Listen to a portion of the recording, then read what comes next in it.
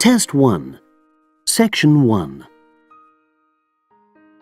You will hear a woman being interviewed by a market researcher in a health club about her membership of the club. First, you have some time to look at questions 1 to 5.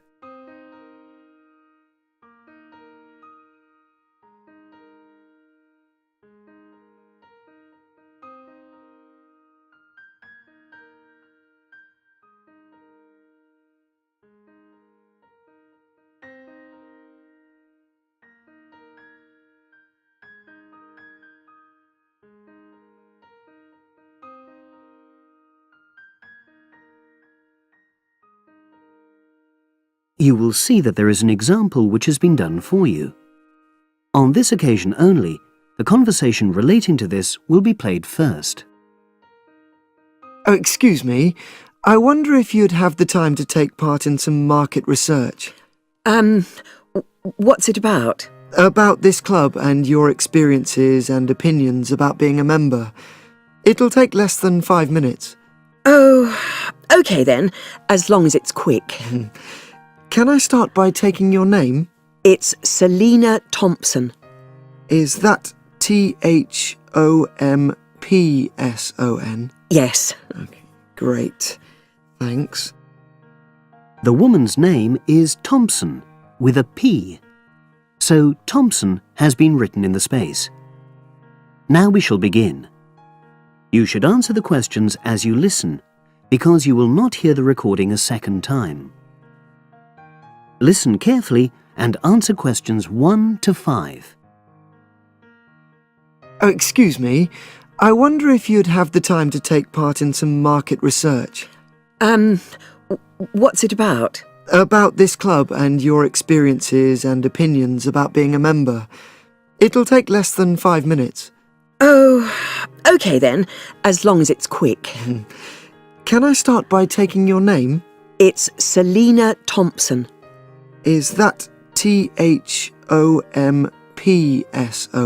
Yes. Okay, great. Thanks. And what do you do for a living? Well, I'm an accountant, but I'm between jobs at the moment. I understand. But that's the job I'll put down on the form. And would you mind my asking which age group you fall into? Below 30, 31 to 50, and above? Over 50, I think we can safely say. Great, thanks. And which type of membership do you have? Sorry, I'm not sure what you mean. Do you mean how long? No, is it a single-person membership? Oh, right, no, it's a family membership. Thanks. And how long have you been a member? Ooh, let me see. I was certainly here 5 years ago, and it was probably 2 to 3 years more than that. Shall I put down 8? Oh, I remember now. It's 9, definitely. Sorry. No problem. I've got that. And the last question in this first part is, what brought you to the club? Sorry? How did you find out about the club? Did you see any ads? Well, I did actually. But I have to say I wasn't really attracted to the club because of that. It was through word of mouth.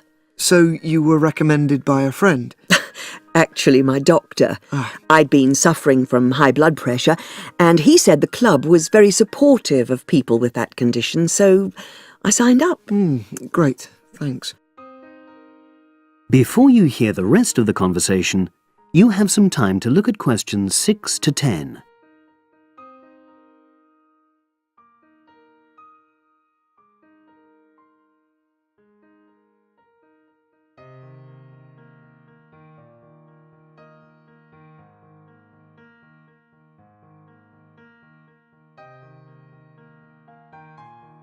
Now listen and answer questions 6 to 10. Now, for the second part of the form, I want to ask a bit more about your experience of the club. Sure. How often would you say you use the club? It varies enormously, depending on how busy I am. Of course. But on average, per month? I'd say it averages out at twice a week. OK, so 8 on average. Yeah, and 4 of those are aqua aerobics classes. That leads me to the next question. Would you say the swimming pool is the facility you make most use of? Fair to say that, yep. Right, thanks. And are there any facilities you don't use? One area I realise I've never used is the tennis courts. And there's one simple reason for that. You don't play tennis? Actually, I'm not bad at it. Oh. It's that I'm not happy having to pay extra for that privilege. Oh, right. I've made a note of that. Thanks. Now, in the last section, are there any suggestions or recommendations you have for improvements to the club? Only about health and fitness? Anything at all? Well, I'd like to see more social events. Oh. It isn't just a question of getting together for games or classes, but other things, you know. Yes, sure. And another thing that I was thinking, when I had my yoga class in the gym last night, we were all sweltering in the heat, was that I think they should put in, or, you know... Air conditioning. That's exactly what I mean. The rooms are really light and well designed, but they do need proper installations. Sure. Well, I've made a note of that. Good. So, is there anything else you'd like to suggest? About quality of service, for example? Oh, everyone's very nice here. They couldn't be more friendly and helpful.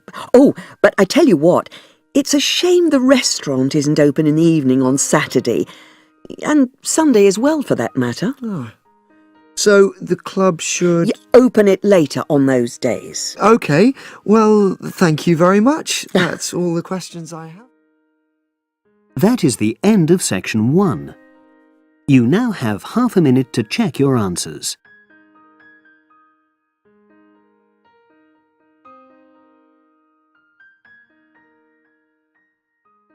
To Section 2. Section 2. You will hear a representative from Easy Travel Travel Agency explaining to some customers the benefits of her company.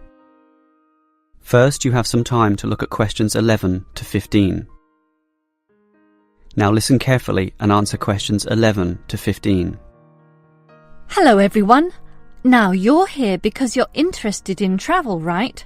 And you're in the right place. For at Easy Travel we have the best deals for the best locations.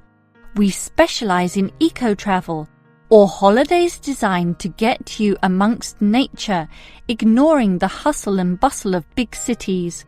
So whether you want to hike in Nepal, as many people do, or follow some jungle paths in the rainforests of Queensland, we can give you the best deal. If you look at our office here, you'll see our overseas consultants.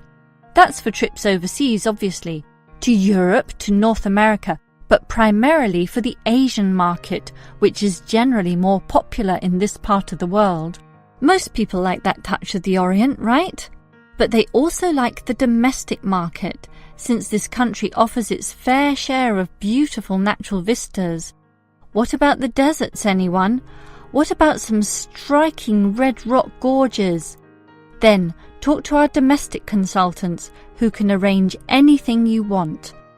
But they deal with the accounts in the morning, so you'll need to talk to them in the afternoon. And remember, our office doesn't open at night, sorry to say.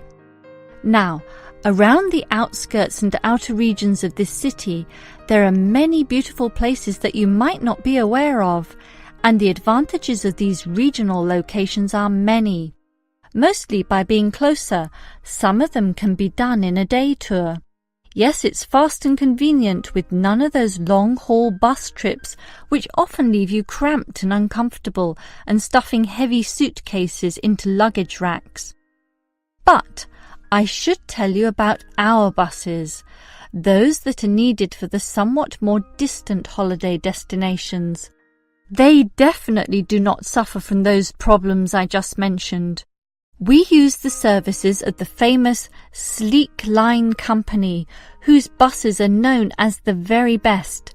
Yes, they are big, yes, they are comfortable, but what makes them especially different is the personal attendant who accompanies the driver, ready and willing to serve you and ensure that your trip is the very best. So whether it's overseas or local, we can certainly give you what you want. Now, do you have any questions? Before you hear the rest of the talk, you have some time to look at questions 16 to 20. Now listen and answer questions 16 to 20. Right, let me orient you to our main Easy Travel office here. On this table right beside us are travel magazines for you to browse through, and on the wall next to that are many more for all parts of the world. Our 4 travel consultants sit over there on the other side of that long counter. That's right, 4 of them, side by side, all serving various regions. Now, let me tell you their specific functions. Firstly, the consultant on the left, next to the plant, is the local tours consultant, serving tours in the immediate vicinity of this city. Next to her is what we call regional tours, targeting the statewide options. Next to her is the interstate tours, and that can involve either buses or planes. In the former case, utilising the Sleek Line bus service, as you know. And finally, next to her in the corner is General Inquiries, which is self-explanatory. If you have questions of a general nature, rather than one relating to specific destinations, you can go there. Now, as I said, we can do international tours, and for that you need our big office, just through that door, the one between those 2 plants. However, if your international tour is in the Asian region, which is generally our most popular option, then we deal with that in a separate room, the one opposite international tours, but not the corner one. Just go through that door on the left, the one next to that cupboard. The door next to that is, in fact, our general office, so please don't go through there. That's reserved for staff members only. That is the end of section 2. You now have half a minute to check your answers. Now turn to section 3. Section 3. You will hear 2 students, Sam and Liz, discussing their university orientation program. First, you have some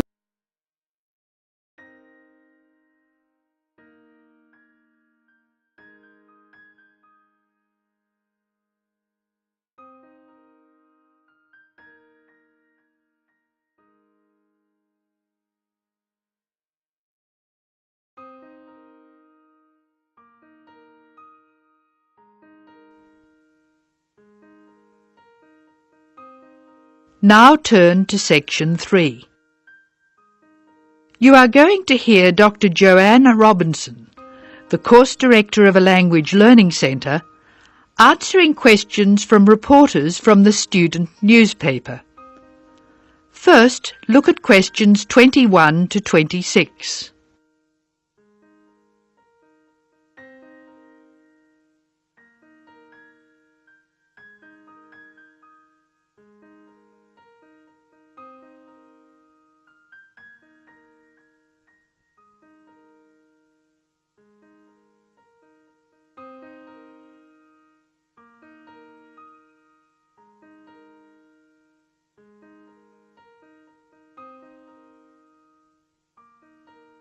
As you listen to the first part of the talk, answer questions 21 to 26.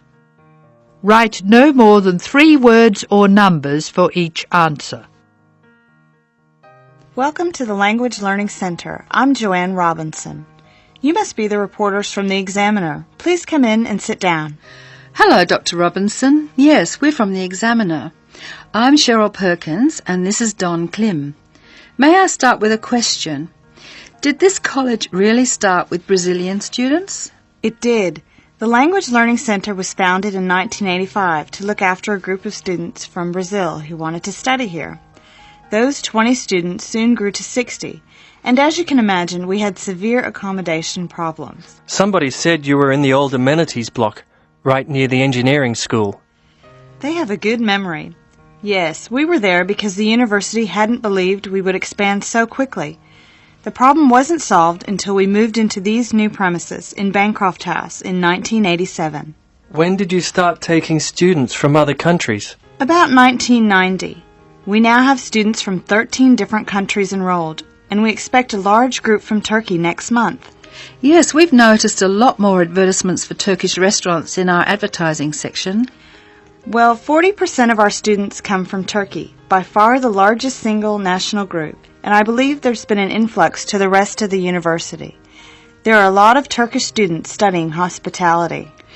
Do you offer anything special to the students? Yes, we do. There are several things which make us rather different from other language schools. English is certainly not restricted to English for academic purposes here. Sometimes we have extra classes for students who have particular courses in mind. And we have just said goodbye to a group of 30 Indonesian students who were preparing for a university course in agriculture. They came to us for English for farming, and they were with us for a long time. We miss them. How long do students usually stay at the Language Learning Centre? It varies, so I'll talk about the average. Most of our courses last for 5 weeks, but to make any real progress, a student needs to be here for at least 3 terms. That's 15 weeks. The students do better if they have a little time to settle in at the beginning of the course, and we offer an orientation course that lasts a week. Most students take it. It helps them to settle down, and it gives us plenty of time to test them and place them at the right level. How many people are in each class? We sometimes go up to 18, but our average class size is 14 students, and some classes have as few as 7 participants. It depends on the needs of the group. You were saying that you miss your students when they go. How do you attract students? I mean, how do they hear about the Language Learning Centre in the first place? We're included in the university advertising and marketing, and we have our own website. The thing which works best for us, though, is word of mouth. Students who leave us often send us their friends. In fact, a student who arrived today was carrying a photograph for me of a former student and his baby. It sounds like a nice place to be. It is. A lot of our students make lasting friendships while they're here. Now look at questions 27 to 31. As the talk continues, answer questions 27 to 31. Making friends with other students sounds special enough. I'd like to emphasise that in the student newspaper. We do try to get our students to be part of the wider university. How do you do that? Do you encourage them to join the sports centre, for instance? Indeed we do. The sports center is always looking for active participants, particularly in soccer. Oh, and something else. You might like to mention that we don't teach just English here. I mean, we're a language center, not an English language center. You may learn Spanish, Mandarin, and Russian here, and we can sometimes offer other languages. This means we can have some students who are native speakers of those languages as conversation partners for English-speaking students. Who can do these courses? At this stage, any native speaker of English. What about the people who are learning English? Can they do a non-English language course? At this time, only if they've almost finished their English language course. You see, we try very hard to involve students who are native speakers of English as conversation leaders, and we encourage our students to join groups on the campus. For instance, if they enjoy music, there is an active jazz group available to everyone, and that's a lot of fun. On the other hand, elementary students can't go to the drama group. Their English just isn't ready for that sort of activity. But the university choir welcomes all the singers it can find. They often do large productions that need a lot of voices.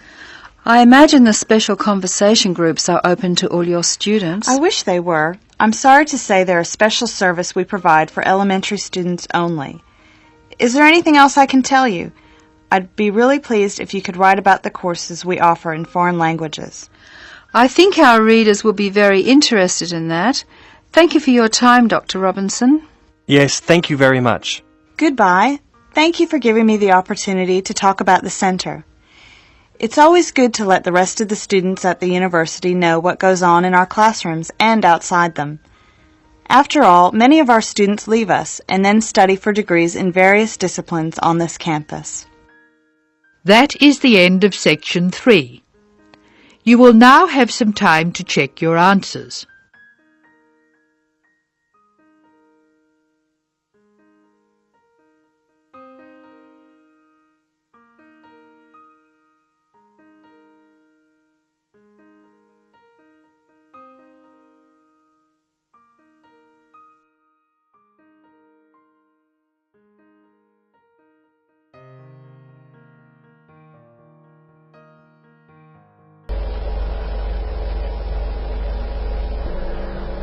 Now turn to Section 4. Section 4. You will hear part of an Earth Sciences lecture. First, you have some time to look at questions 31 to 36.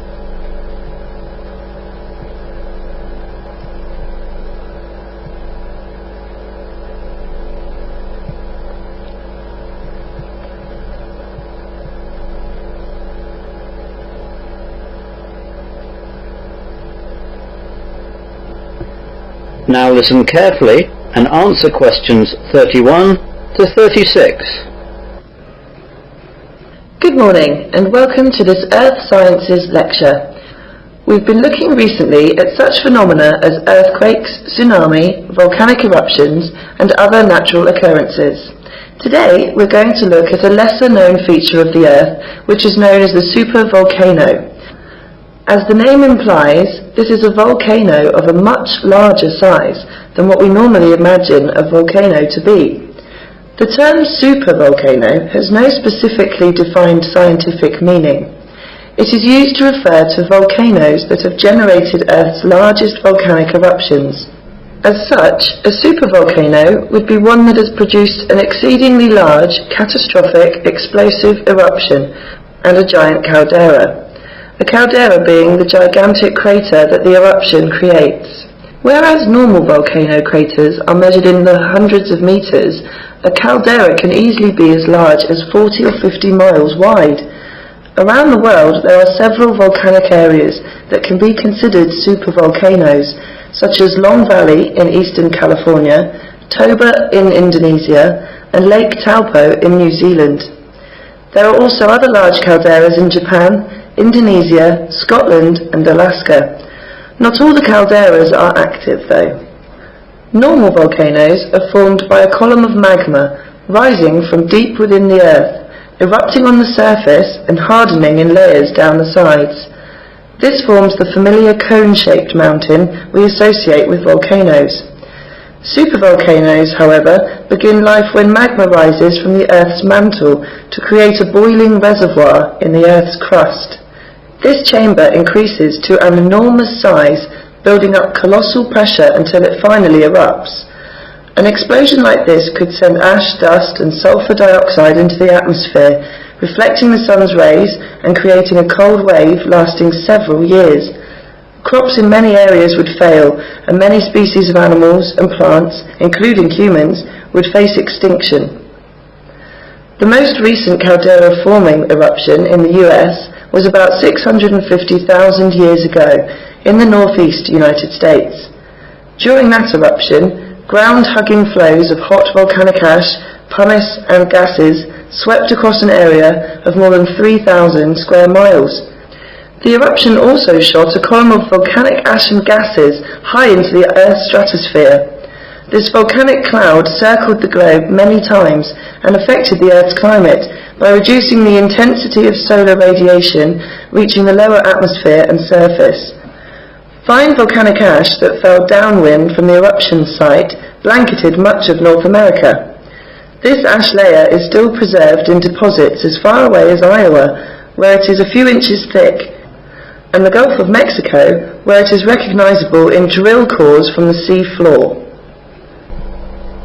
You now have some time to look at questions 37 to 40.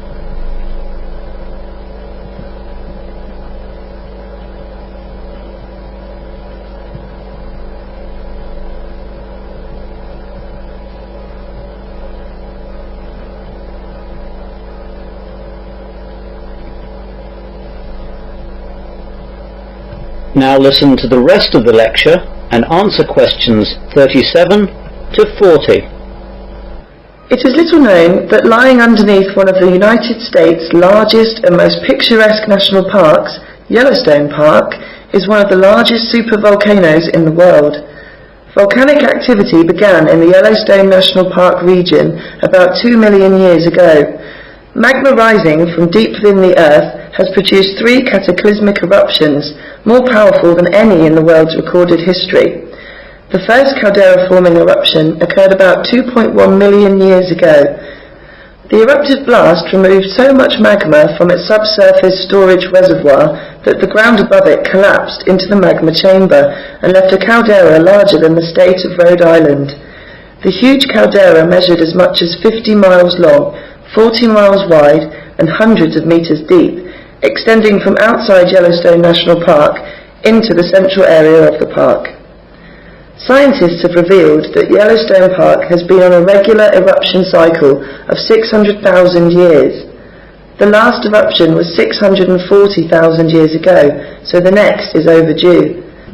The next eruption could be 2,500 times the size of the 1980 Mount St. Helens eruption. Volcanologists have been tracking the movement of magma under the park and have calculated that in parts of Yellowstone the ground has risen over 0.7 of a metre this century. This means the magma is rising. Geologists have called for a task force to be set up to consider emergency management in the event of a massive volcanic eruption or super-eruption. Experts say such an event would have a colossal impact on a global scale. The fallout from a super-eruption could cause a volcanic winter, devastating global agriculture and causing mass starvation. One past super-eruption struck at Toba in Sumatra 74,000 years ago and is thought by some to have driven the human race to the edge of extinction. Signs from DNA suggest human numbers could have dropped to about 10,000, probably as a result of the effects of climate change. The volcanic winter resulting from a super-eruption could last several years or decades, depending on the scale of an eruption, and according to recent computer models, could cause cooling on a global scale by 5 to 10 degrees Celsius. That is the end of section 4. You will now have half a minute to check your answers.